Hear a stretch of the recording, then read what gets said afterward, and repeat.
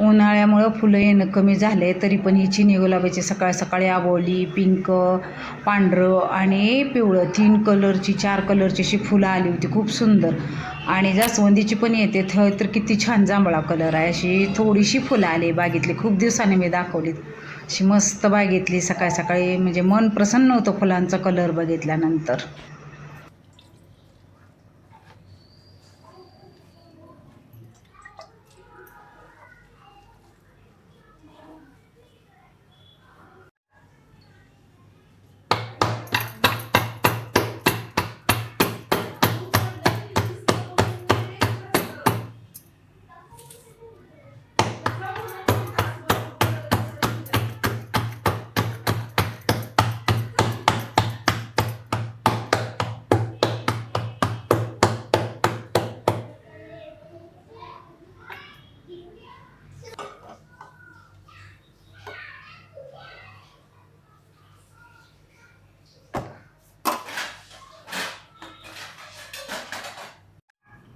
नमस्कार सगळ्यांना.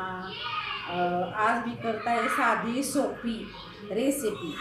भाजी असू किंवा नसू आणि चमचमीत असं खाऊ वाटलं ना, म्हणजे मिरचू करतो आपण तसा, पण हा मिरचू वेगळ्या पद्धतीचा आहे. साधारण सोपा, 1-2 मिनिटात होतो, असं काही जास्त उशीर लागत नाही. हे छोट्या वाटीवर शेंगदाणे घेतले, 6 ते 7 मिरच्या घेतलेत, एवढंच घेतले, बाकी काही नाही.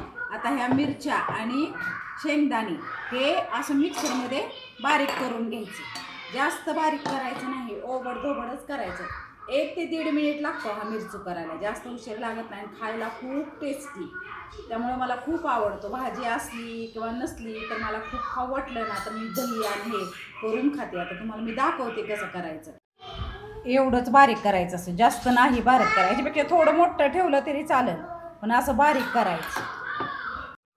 आता तेल मी 2 चमचे टाकून घेतलेलं आहे आणि हे जे बारीक केले ते आपण ह्याच्यात टाकून घेऊया आणि चांगलं परतून घ्यायचं 1 ते अर्धा मिनिट.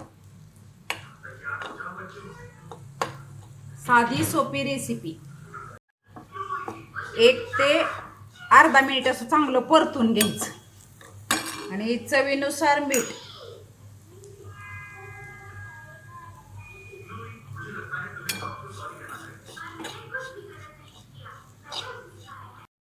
चांगलं परतून झालं, 1 ते 1.5 मिनिट परतले. आता काय करायचं, ह्या पाणी थोडंसं टाकायचं पाणी, त्यामुळं फडफडीत होत नाही.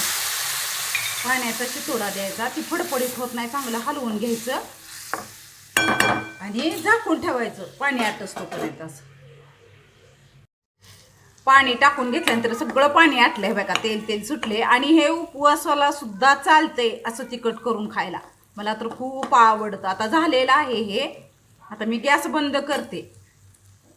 मी वाढून घेते, आता जेवणच करणार आहे मी. थोडंसं दही घेते वाढून त्याच्यावर.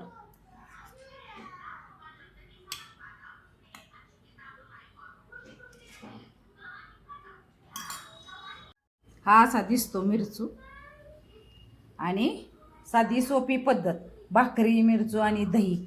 या तुम्ही पण जेवायला. छान असा मला आवडतो आणि उपवासाला पण चालतो आणि खूप टेस्टी लागतो. तुम्ही पण करून बघा एकदा.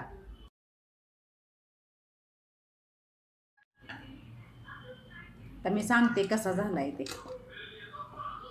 त्याच्यात दही टाकून सुद्धा तुम्ही खाऊ शकता किंवा असं बुडवून सुद्धा खाऊ शकता.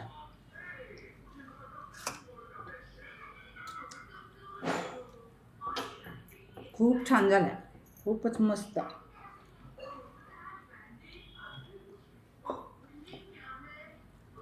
या जेवायला तुम्ही.